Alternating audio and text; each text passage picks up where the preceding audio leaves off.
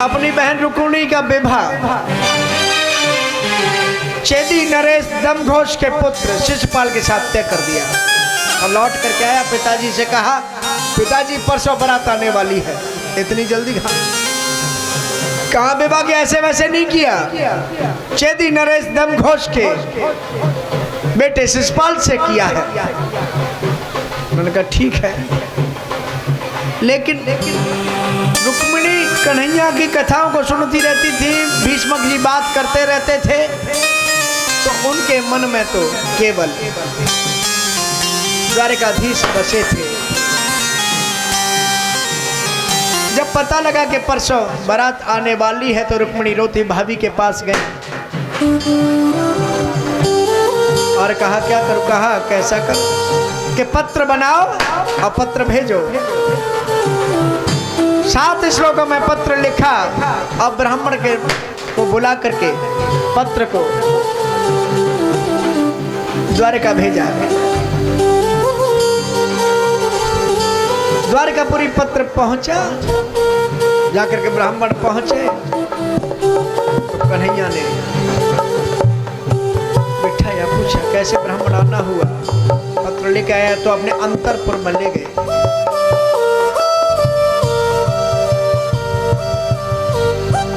चिट्ठी भेज दी है, कैसे भेजी तब तक जाके आ जाएगी। चिट्ठिया तो लेके ब्राह्मण माँ से चले दयो, अरे चिट्ठिया तो लेके ब्राह्मण माँ से चल दियो जी। जी तारावत में हम तारावत में जाए, चिट्ठिया तो लेके पहुँचे देखो जाए दे। इन बच्चों को पीछे करें, बच्चों को पीछे, बच्चों को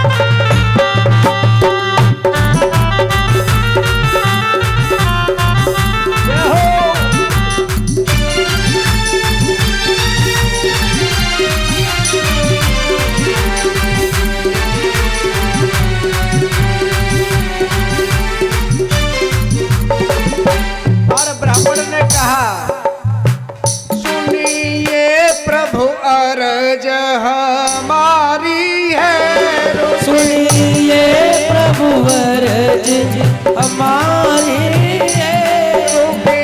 मिण पे विपदा भारी, ओ भगतन पे विपदा भारी है। ये प्रभु अर्ज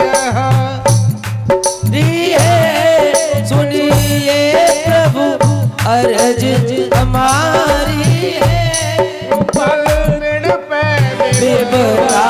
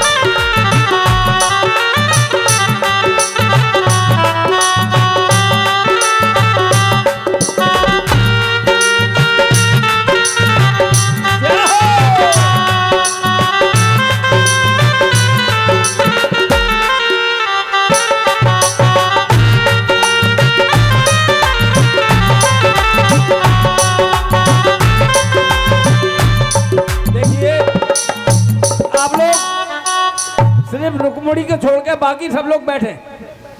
रुक्मणी को सोफा पे बिठा दीजिए, बाकी सब लोग बैठे हैं, अपना अपना स्थान ग्रहण करें। सिर्फ और सिर्फ रुक्मणी जी को बिठा लिए सोफे पे, बाकी सब लोग बैठ जाएं। सबसे मेरा अनुरोध है बैठ जाएं, शांति बनाएं। और पहले पूजन जो करेंगे वो परिवार के लोग करेंगे। सबसे पहले परीक्षित जी करेंगे पूजन, उसके बाद कुछ और। बाकी सब लोग पर परिवार के पहले करेंगे, उसके बाद में आप सभी करना। परिवार वालों से मेरा अनुरोध है कि जो पूछते जाएं वो हटते भी जाएं, जगह देते जाएं।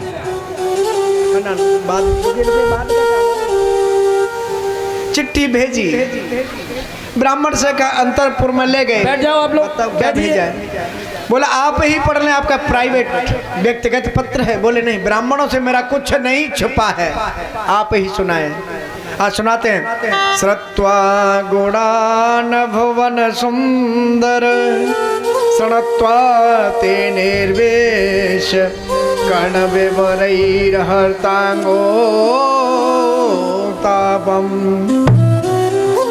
रूपम दृशादृशिमतामखिलार्थलाभम त्वच्युता विशते चेत्तपत्रम में। कहती है श्रुत्वा गुणान भुवन सुंदर, जब से आपके बारे में सुना है मैंने आपका ही वर्णन कर लिया है। चाहे मुझे 1000 जन्म लेने पड़े लेकिन वर्ण करूंगी तो आपका। चिट्ठी में लिख करके भेज दिया कि आप आए, ऐसा ना हो सिंह के भाग को गीदड़ ले जाए। और चिट्ठी भेज दी। भगवान ने भी देर नहीं लगाई। हाँ, और भगवान ने भी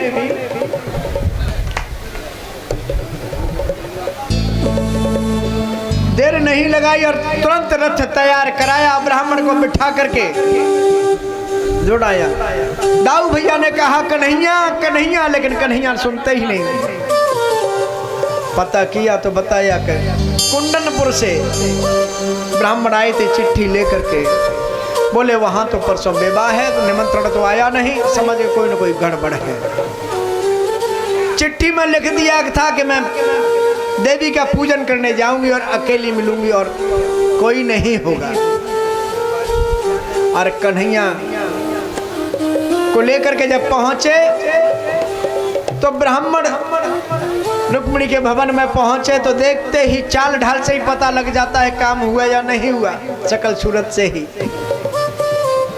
ब्राह्मण प्रसन्न चित्त होकर के आए। रुक्मिणी जी ने पूछा ब्राह्मण से क्या हुआ,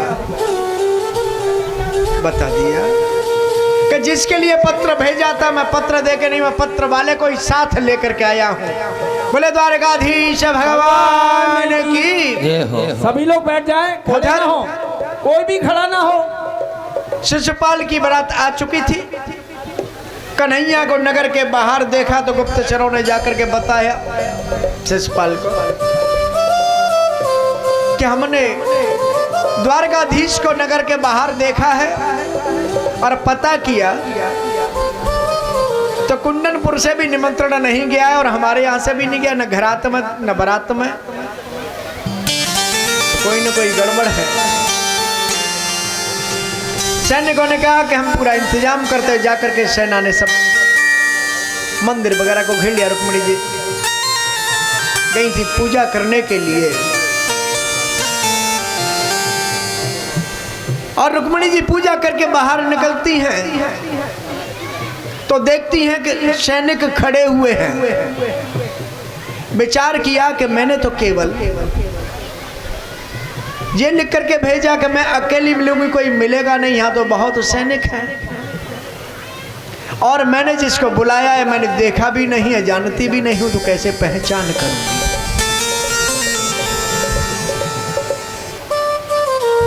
उधर सिपे सलार सभी लग गए। जरासंध ने कहा शिशुपाल बहुत छलिया है, छलिया, सावधान रहने का कार्य है। गुप्तचरों ने जाकर के कहा कहीं ऐसा ना हो कि बिना दुल्हन के ही लौटना पड़े। दिखाएं द्वारकाधीश। महेश, अगर मेरी आवाज सुनने हो तो कृपया बारात लेके आए। हाँ चल दिए था, मारे चल दिए, चल दिए तो आए ना यार, अब हमारा वही तो कार्यक्रम है, आएंगे तो। बोले द्वारकाधीश भगवान की। और कन्हैया आए और रुक्मिणी ने देखा तो देखती है कि वो कहाँ है जिसके लिए मैंने पत्र भेजा है। जिधर देखती है वही देखता है कि मुझे निहार रही है। और बीच में ही कन्हैया पहुंचे, उन्होंने हाथ हिला दिया, समझ गई कि यही है। और कन्हैया ने भी जाकर के बीच में हाथ थामा रुक्मिणी का, और ऐसी मोहिनी डाली के जितने भी सैनिक खड़े थे देखते वो दंग रह गए। कहता है क्या जोड़ी बनी है, और कैसी जोड़ी है, कैसे चिट्ठी गई है।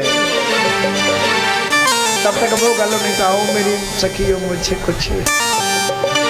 आइए श्री वाके बिहारी का सुंदर सा श्रृंगार वक्त कहीं लगे। बोले द्वारकाधीश भगवान की।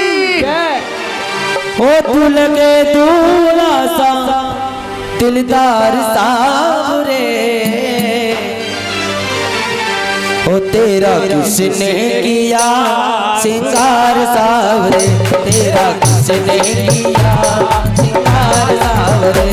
तू लगे दूल्हा सा दिलदार सावरे, तू लगे दुल्हा सा श्रृंगार सावरे, तेरा किसने किया श्रृंगार सावरे, तेरा किसने किया श्रृंगार सावरे।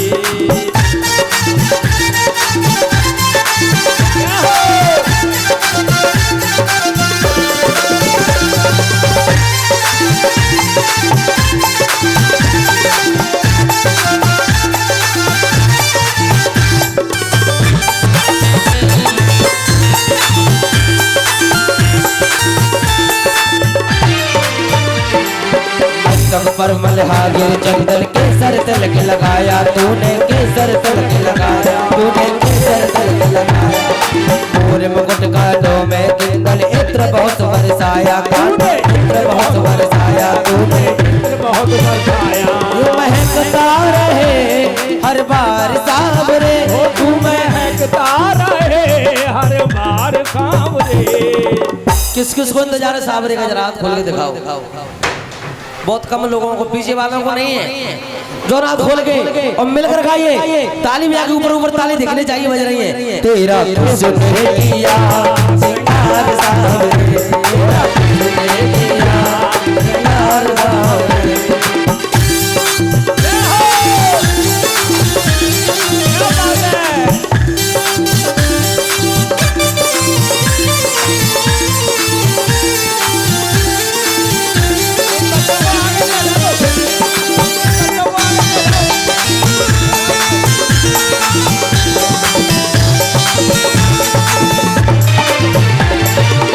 सावरे बोल सुली में कौन सा भजन सुनाऊं, बोल सावरे में कौन सा भजन गाऊं। ऐसा कोई राग बता दे तू नाचे मैं गाऊं, ऐसा कोई राग बता दे तू नाचे मैं गाऊं। मैं नचाता रहूं हर बार सावरे, मैं नचाता रहूं हर बार सावरे। तेरा किसने किया श्रृंगार सावरे, तेरा किसने किया श्रृंगार सावरे।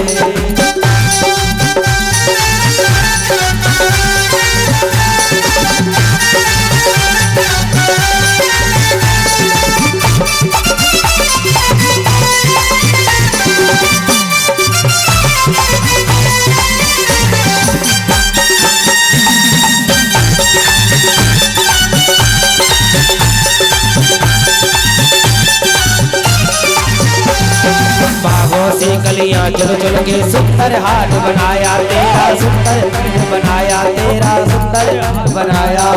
बागों से कलियां चुन चुन के सुंदर हाथ बनाया तेरा सुंदर हार बनाया।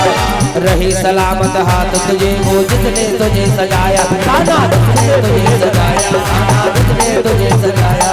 सजाता रहे हर बार सावरे, वो सजाता रहे हर बार सावरे।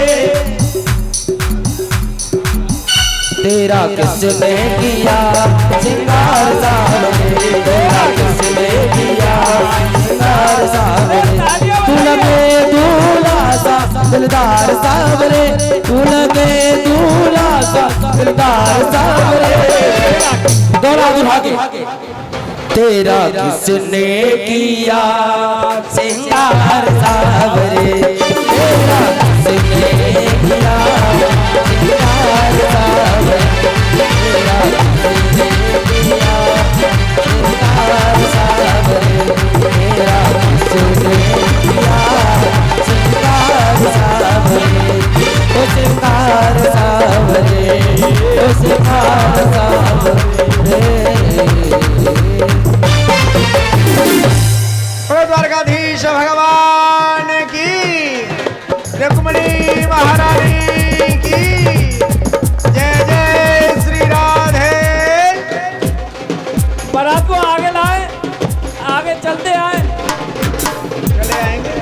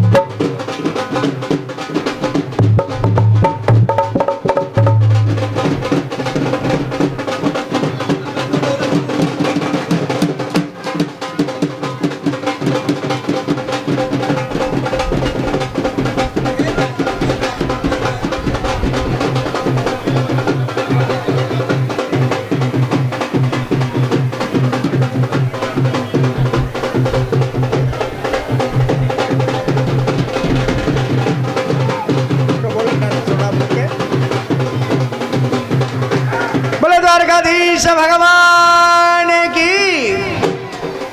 सभी पैर भी पूजेंगे, लेकिन उससे पहले कल भगवान के विवाहों का वर्णन, भगवान की संतति का वर्णन,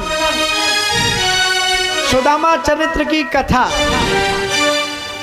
और आगे नवयोगेश्वर संवाद, दत्त भगवान के 24 गुरुओं का वर्णन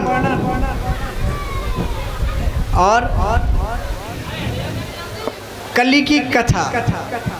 और कल ही होगा व्यास पूजन कथा को विश्राम दिवस है। देखिए, जिन्होंने इन 6 दिनों में आकर के कथा का श्रवण नहीं किया है, पीछे भगाओ, पीछे भगाओ। और कल सप्तम दिवस में आकर के कथा श्रवण करते हैं तो 7 दिन का लाभ उन्हें मिल जाएगा, क्योंकि कल कथा की पुनरावृत्ति भी होगी। कि हमने 6 दिनों में क्या सुना है, उस कथा की कल पुनरावृत्ति भी करेंगे। और उसके बाद खूब फूलों की होली होगी कल। और आनंद लेकर के कल कथा का विश्राम दिवस है, इसलिए वृंदावन धाम है ये। और धाम की महिमा जब भी आपने देखा है ना, हर जगह तो होली होती, होता हो रहा, तो कल यहाँ भी हो रहा। चलिए, कल की कथाएं बहुत सुंदर कथाएं हैं। और जो भी अपनी दरिद्रता को दूर करना चाहते हैं, निर्धनता को, पीछे करो बच्चों को, वो उसमें कल बेटा पीछे हो। सुदामा की जब झांकी होते, सुदामा जी की कथा आती है, सुदामा की झांकी नहीं निकलेगी जी, आपको और बता दें। बता देंगे, सब बताएंगे सब अभी। क्योंकि सुदामा जी की कथा को सुनना, और जब सुदामा जी की कथा होगी तो सुदामा जी भिक्षावृत्ति नहीं करते ना, हम कराते ना, धक्के लगवाते हैं। कल कथा का श्रवण करना बहुत सुंदर। देखिए, और जो अपना अक्षत भिजवाना चाहते हैं श्रीधाम वृंदावन तक, जो अक्षत आता है हमारे पास चावल, वो अंध विद्यालय है, उनमें अन्न क्षेत्र के लिए जाता है। जो भी आप कोई दान करना चाहते हैं अन्न का तो आप कर सकते हैं, चावल वगैरह का।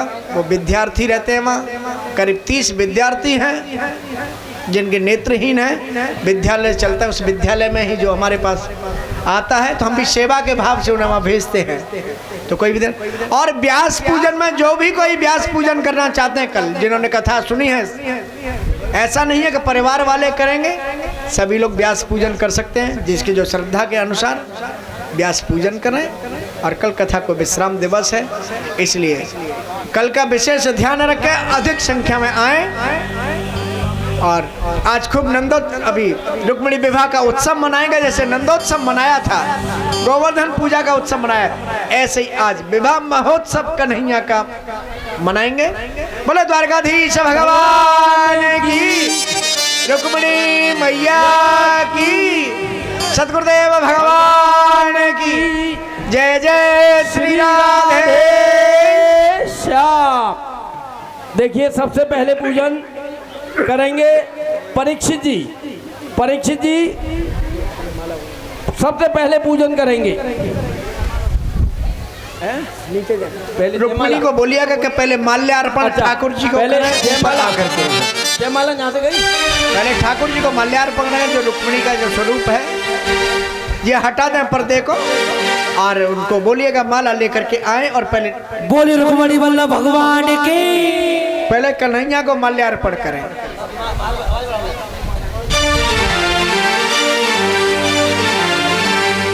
हमारा जी ठीक है, एक माला ले लें यहाँ से।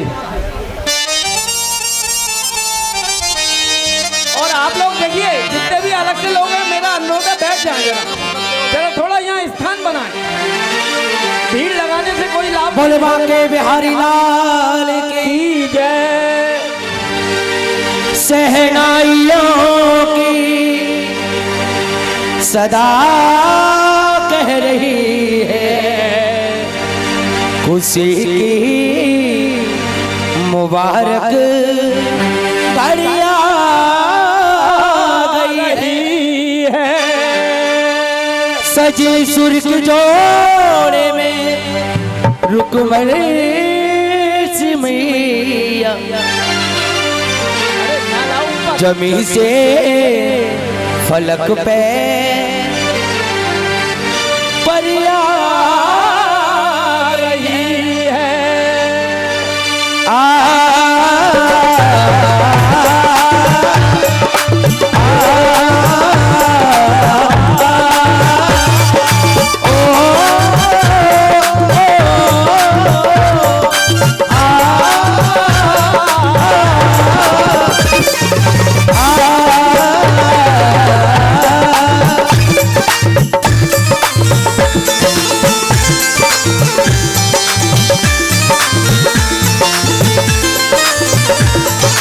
मोहन का सहरा